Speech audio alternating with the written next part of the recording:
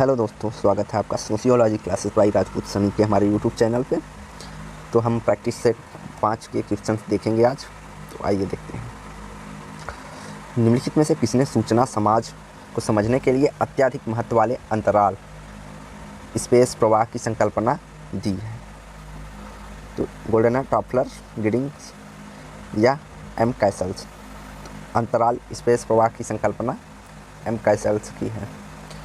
किसने उत्तर औद्योगिक समाज में व्यक्तियों के बीच क्रीड़ा गेम के रूप में परिभाषित किया है, जिससे सूचना का आधारित बौद्धिक प्रौद्योगिकी का उद्भव होता है? यह कथन संबंधित है Daniel Bell, Malcolm Waters, Harold Garfinkel, Talcott Parson. तो इसका राइट आंसर डेनियल बेल है। अगला, निम्नलिखित में से कौन सा एक लोक समाज की विशेषता नहीं है? एक छोटा एकल निरीक्षर होता है, धार्मिक धर्मनिरपेक्ष की अभिभवी होता है, अर्थव्यवस्था की स्थिति होती है न कि बाजार की स्थिति साधित होती है। तो यह कथन उसके संबंध में गलत है, बाकी तीनों सही हैं।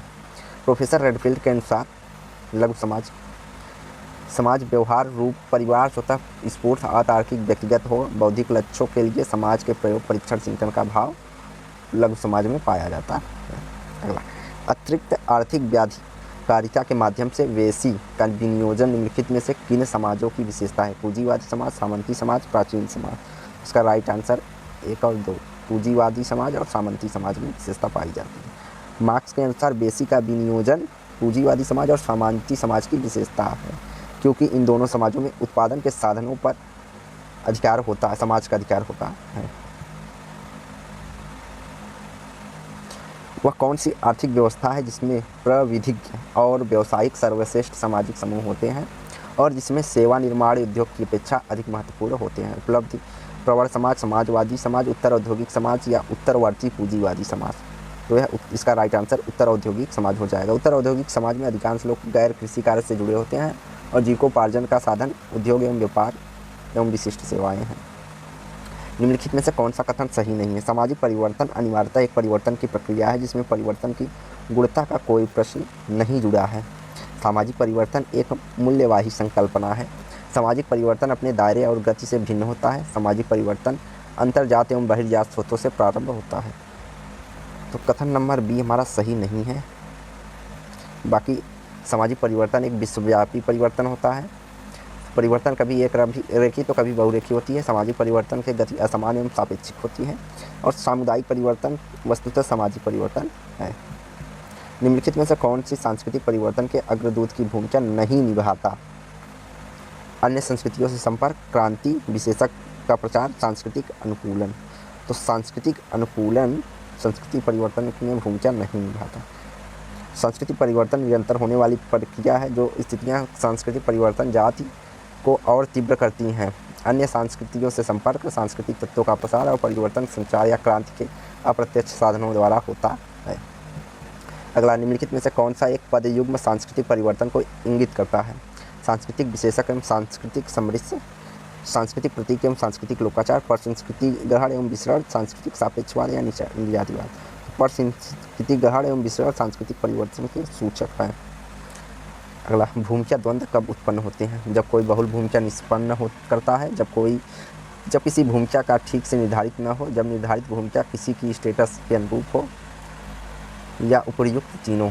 तो यह तीनों कथन सही हैं कि सामाजिक भूमिका, जब कोई बहुल भूमिका होती हैं तो वहाँ पर भूमिका द्वंद्व देखा जाता है, या जब भूमिका को ठीक से निर्धारित न किया हो या परिभाषित ना हो, अर्थात जब किसी को ठीक से उसकी भूमिका के बारे में पता ना हो, या जब भूमिका किसी स्थिति स्टेटस के अनुरूप ना हो। इन तीनों में भूमिका द्वंद्व पाया जाता है। उन अस्थायी सामाजिक प्रतिमानों एवं संबंधों के लिए किस शब्द का प्रयोग करते हैं जो समाज की आवश्यकताओं को पूरा करने के लिए कार्यकलाप को नियंत्रित करने वाले मानकों, मूल्यों, भूमिकाओं और स्थितियों से उत्पन्न होते हैं? एकीकरण, संस्थाएं, संयुग्मन, प्राधान्य। तो इसका संस्थाएं सामाजिक प्रतिमानों एवं संबंधों के लिए संस्था शब्द का प्रयोग करता है जो कार्यकलाप नियंत्रित करते हैं, मानक मूल्य एवं भूमिका स्थिति को उत्पन्न करते हैं। अगला, निम्नलिखित में से कौन सा एक कथन समुदाय की संकल्पना को निर्दिष्ट करता है? यह एक भू राजनैतिक घटना जिसमें राष्ट्र की राज्य शक्ति दूसरे राज्य पर थोपी जाती है। किसी राज्य में व्यवहारगत मानकों, मूल्यों, अनुरूप मानकों के अनुसरण करने वाले समाज या समूह के सदस्य, अपेक्षाकृत बृहद सघनता से बसी एक विविधतापूर्ण मानव बस्तियाँ या एक भौगोलिक क्षेत्र, साझी विशेषता, संबंधानुभूति एवं सहभागी अस्थायी समूह। तो यह समुदाय को परिभाषित करता है। समुदाय की एक भौगोलिक स्थिति होती, साझी विशेषता और संबंध अनुभूति पर आधारित होते हैं।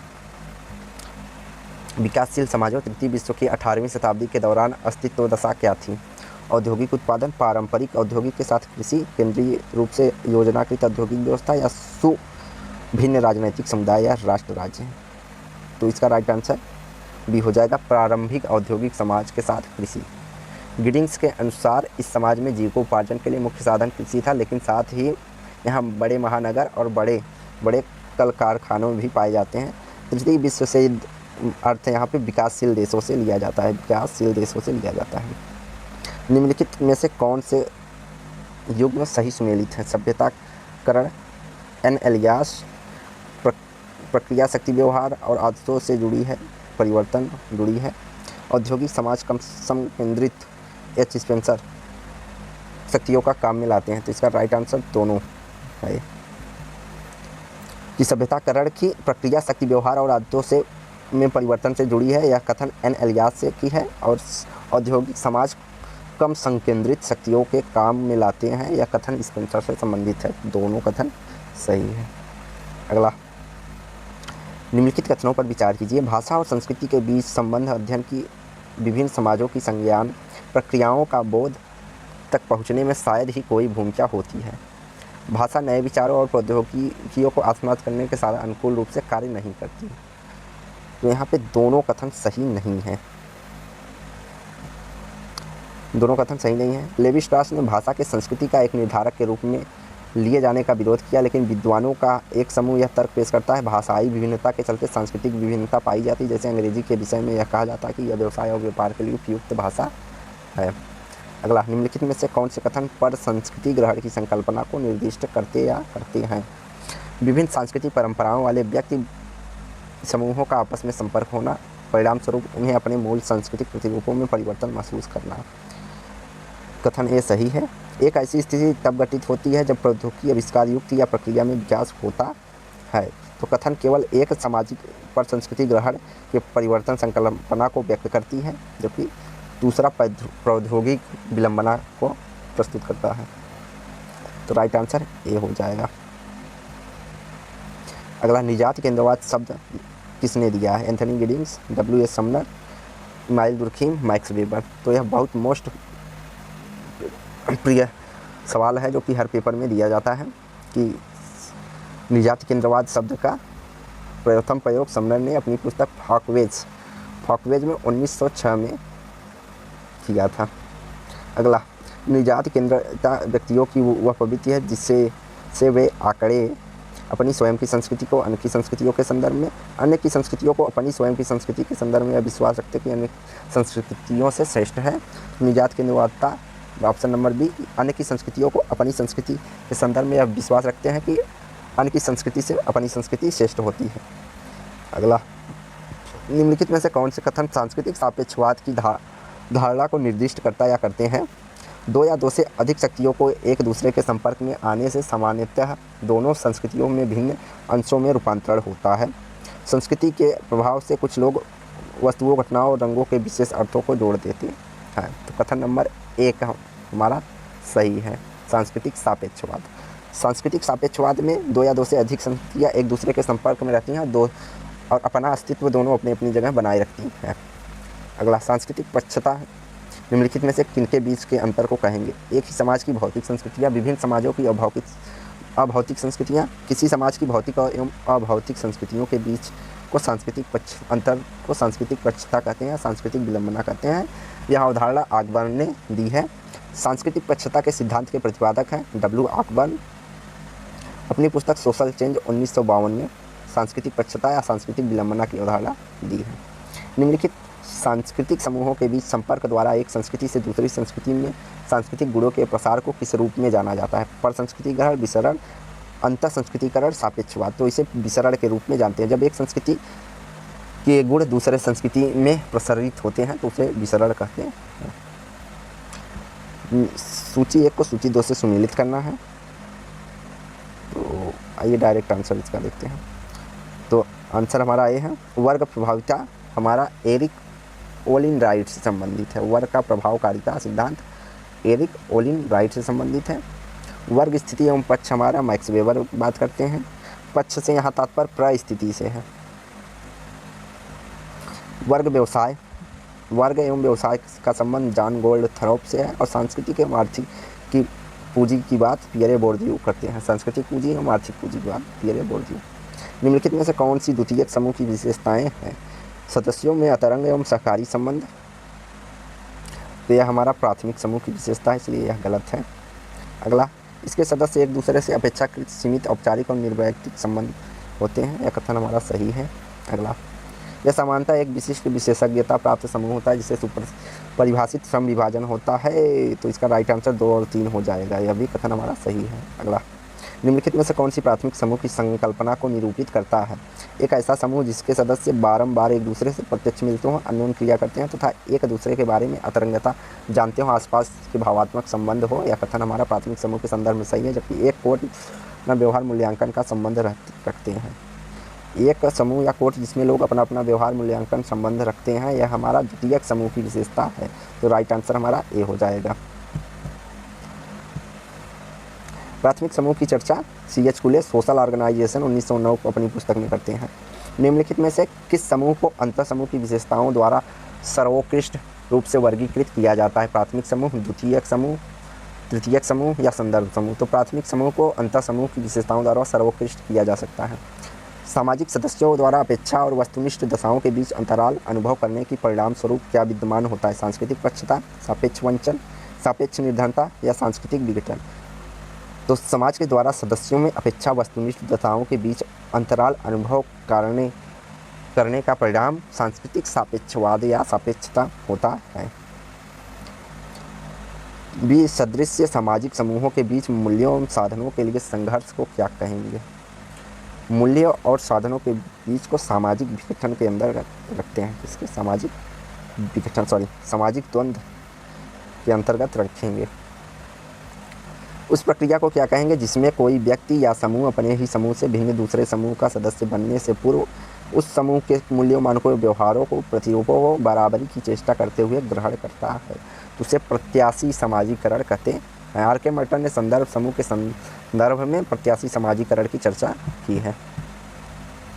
अगला, आर के मर्टन के अनुसार निम्नलिखित में से किसके आधार पर संदर्भ समूह का निर्माण होता है? तो यह सापेक्ष वंचना के आधार पर संदर्भ समूह का निर्माण होता है। संदर्भ समूह मर्टन अपनी पुस्तक द अमेरिकन सोल्जर में तुलनात्मक अभाव बोध की अवधारणा के कारण संदर्भ समूह की अवधारणा प्रकाश डाला है।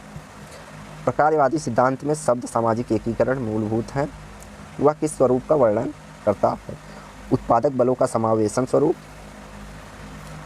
किसी व्यवस्था के इकाई स्वरूप ताकि इकाइयाँ सामूहिक रूप से कार्य करें, किसी संरचना के विभिन्न भागों के बीच संबंध के स्वरूप, या नागरिकता के अधिकार और अवसर की क्षमता को स्थापित करने का स्वरूप? तो इसका राइट आंसर बी हो जाएगा, किसी व्यवस्था की इकाई के स्वरूप को ताकि सामूहिक रूप से कार्य कर सकें।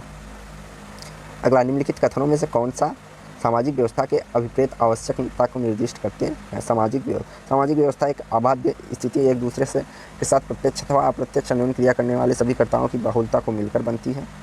सही है। तो इसका राइट आंसर दोनों हो जाएगा। पारिवारिक, राजनैतिक दल, स्वजन और यहाँ तक कि पूरे समाज के विधिक संबंध समुच्चयों को सामाजिक व्यवस्था के रूप में माना जा सकता है। तो दोनों कथन हमारे सही हैं।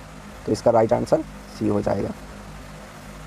अगला, सामाजिक व्यवस्था की संकल्पना में अंतर्निहित निर्णायक विचारों में से यह एक है कि सामाजिक व्यवस्था में अपने तत्वों के गुणों के अतिरिक्त अन्य स्वयं के उद्भूत गुण होते हैं। इस विचार की आलोचना निम्नलिखित में से किसने की है? तो इसकी आलोचना एंथनी गिडिंग्स करते हैं कि सामाजिक व्यवस्था संकल्पना में अंतर्निहित निर्णायक विचारों में से यह एक है कि सामाजिक व्यवस्था में अपने तत्वों के गुणों के अतिरिक्त स्वयं के उद्भूत गुण भी होते हैं। इसकी आलोचना गिडिंग्स ने की है। निम्नलिखित कथनों पर विचार कीजिए।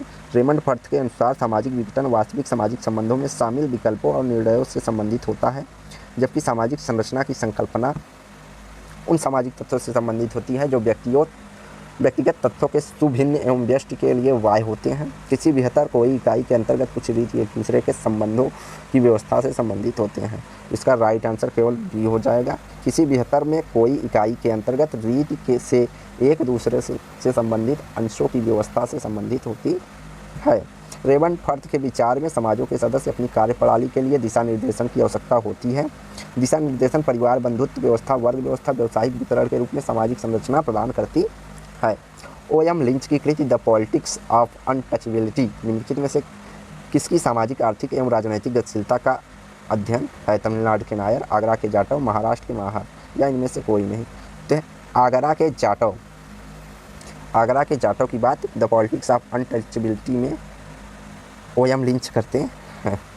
अगला, उत्पादन की पूंजीवादी में व्यवस्था में वर्ग संघर्ष अपरिहार्य होता है, जो कि आर्थिक प्रतिस्पर्धा के सौदागारी की अपेक्षा काफ़ी कटु होता है। वर्ग संघर्ष का परिवर्तन मात्र एक वर्ग संघर्ष संस्थागत परिवर्तन का मात्र एक ऑप्शन नंबर सी हमारा सही है कि कथन हमारा सही है, लेकिन कारण गलत है। केवल वर्ग संघर्ष ही संस्थागत परिवर्तन का कारण नहीं होता, बल्कि अन्य कारण भी हो सकते हैं। तो राइट आंसर सी होगा। मार्क्स ने केवल आर्थिक कारण को ही आर्थिक स्तरण माना है, जबकि समाज में धार्मिक, जाति, शिक्षा, व्यवसाय आदि के कारण भी परिवर्तन आते हैं।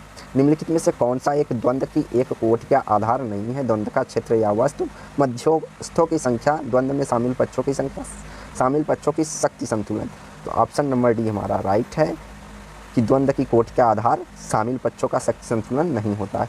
शब्द वर्ग उन द्वंद्व समूहों को निरूपित करता है जो आदेशक के रूप में समन्वित संघ अर्थात संगठन में जिसमें आदेश दिए और लिए जाते हैं प्राधिकरण के विभेदक वितरण द्वारा जनित होते हैं। निम्नलिखित में से किसने वर्ग के इस रूप को वर्णित किया है? Marx, Mills, Coser, Dahrendorf. तो यह कथन डेहरनडार्फ से संबंधित है कि उन द्वंद्व समूहों को निरूपित करता है जो आदेश के रूप में समन्वित संघ और संगठन में जिसमें आदेश के रूप के लिए किए जाते हैं प्राधिकरण विभेदक वितरण द्वारा जनित होते हैं। यह वर्ग के संबंध में यह कथन हमारा डेहरनडार्फ से संबंधित है। किससे संबंधित? डेहरनडार्फ। निम्नलिखित राज्यों में से इनके बीच तुलना की अनुसूचित जनजाति जनसंख्या की उच्चतम प्रतिशतता पाई जाती है। तो उच्चतम प्रतिशतता मेघालय, मिजोरम में पाई जाती है। राइट आंसर हमारा बी हो जाए, मिजोरम। मिजोरम में 90.46% जनजाति पाई जाती हैं, जबकि नागालैंड में 89.15, मेघालय में 80.584 और अरुणाचल प्रदेश में 64.22 पाए जाते हैं। जबकि अनुसूचित जाति हमारा पंजाब में सर्वाधिक प्रतिशतता में पाई जाती है और जनसंख्या के अनुसार उत्तर प्रदेश में अनुसूचित जाति की सर्वाधिक जनसंख्या है। प्रतिशत के हिसाब से पंजाब में और जनसंख्या के हिसाब से उत्तर प्रदेश में अनुसूचित जाति पाई जाती है।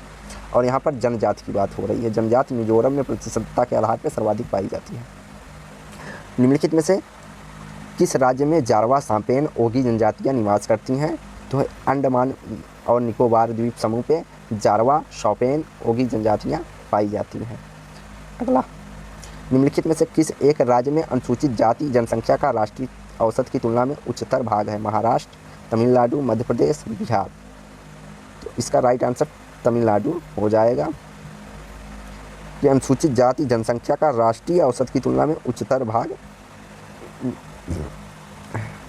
तमिलनाडु में 16.24, तमिलनाडु में 19 राष्ट्रीय औसत हमारा क्या है 16.20 और तमिलनाडु में 19.00 अर्थात राष्ट्रीय औसत से अधिक पाई जाती है। बिहार में 15.72, मध्य प्रदेश में 15.12 और महाराष्ट्र में 10.20 पाई जाती है।